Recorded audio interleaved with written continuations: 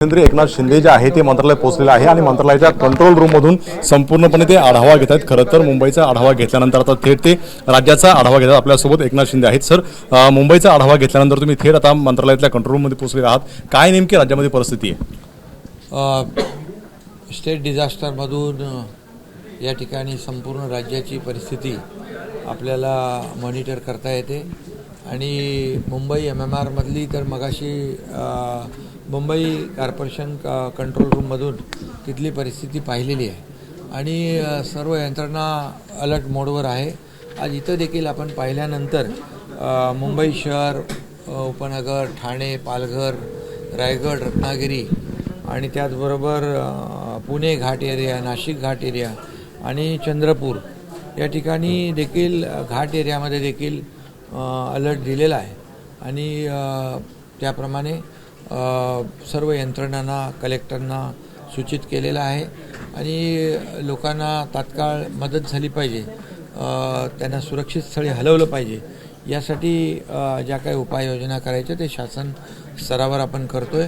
मुख्यमंत्र्यांनी देखील स्वतः आढावा घेतलेला आहे आणि शेतीचं देखील मोठं नुकसान झालेलं आहे आणि त्यामुळे देखील त्याचे पंचनाम्याचे आदेश दिलेले आहेत। लवकर युद्ध पातळीवर पंचनामे होतील आणि शेतकऱ्यांचं जे आहे नुकसान, जे आहे शेतकऱ्यांच्या पाठीशीच नेहमी सरकार राहिलेलं आहे, त्यामुळे शेतकऱ्यांना देखील वाऱ्याभर सोडलं जाणार नाही। तुम्ही कॅबिनेटऐवजी थेट रोडवरती सुद्धा पाहायला मिळाले होते, तुम्ही पाहणी करत होते, मिठी नदीला सुद्धा जाऊन आले, काय नेमकी परिस्थिती आहे? नाही, मी ठाण्यातून येतानाच मला फोन आले नागरिकांचे की या ठिकाणी पूर्णपणे घरं पाण्याखाली गेलेली आहेत आणि मग मी तिथूनच ठाणे महापालिका आयुक्त त्यांना बोलवलं, अधिकाऱ्यांना बोलवलं आणि तिथे जी सिस्टीम आहे ती ऑलरेडी सिस्टीम अलर्ट होती, त्याच्यामध्ये आणखी वाढ केली आणि त्या ठिकाणी त्यांना दिलासा देण्याचं काम केलं। त्यानंतर मिठी नदीकडे गेलो।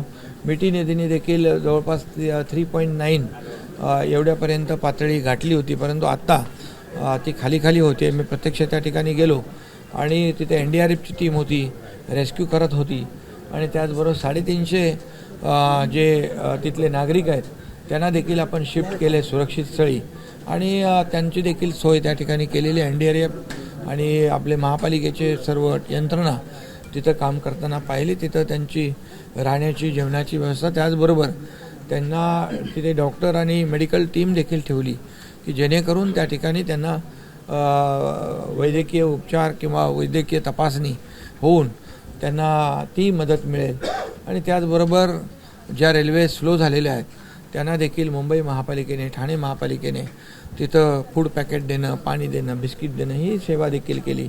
बेस्ट बसेस आहेत, ST बसेस आहेत, त्या ठिकाणी देखील त्याची सेवा आपण दिलेली आहे आणि एकंदरीत खूप सर्व यंत्रणा जी आहे मुंबई MMR मधली आणि राज्यातली पण अलर्ट मोडवर आहे। मिठी नदीचा गाळ जबाबदारी मिठी नदीच्या सगळ्याला?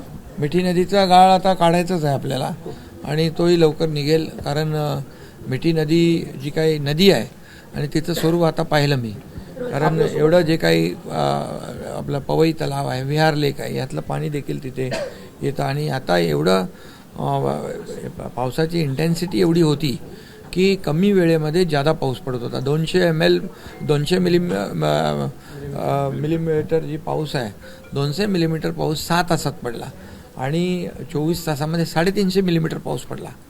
त्यामुळे कमी वेळामध्ये जास्तीचा पाऊस पडल्यामुळे ह्या सगळ्या ज्या काही सकल भागामध्ये पाणी साचलेलं आहे, परंतु मुंबई महापालिकेने जवळपास 550 पंप सुरू ठेवलेले आहेत, 525 त्यांची 10 मिनी पंपिंग स्टेशन आहेत, 6 मोठी पंपिंग स्टेशन आहेत आणि या माध्यमातून मोठे होल्डिंग पॉन्ड आहेत आणि हे सगळं जे काही यंत्रणा पूर्ण आहे ती पाण्याचा निचरा होण्यासाठीच त्याचा वापर झाला पाहिजे आणि आपण पाहतोय की या यंत्रणेमुळे पाण्याचा निचरा होतो आहे। आपण एकनाथ शिंदे राज्याचे उपमुख्यमंत्री आहे आणि त्यांनी आता मंत्रालयातल्या कंट्रोल रूममधून संपूर्णपणे आढावा घेतलेला आहे आणि ह्या आढावा घेतल्यानंतर जे आहे त्याच्या आधी सुद्धा त्यांनी महानगरपालिकेच्या कंट्रोल रूममध्ये जाऊन सगळा आढावा मुंबईचा घेतला होता, आता राज्याचा घेतलेला आहे आणि सगळी परिस्थिती जी आहे ती नियंत्रणात असल्याचं उपमुख्यमंत्री एकनाथ शिंदे यांनी म्हटलेलं पाहायला मिळतंय। कॅमेरामन सचिन शिंदे, सरोज सुरणे, ABP माझा, मुंबई। ABP माझा, उघडा डोळे बघा नीट।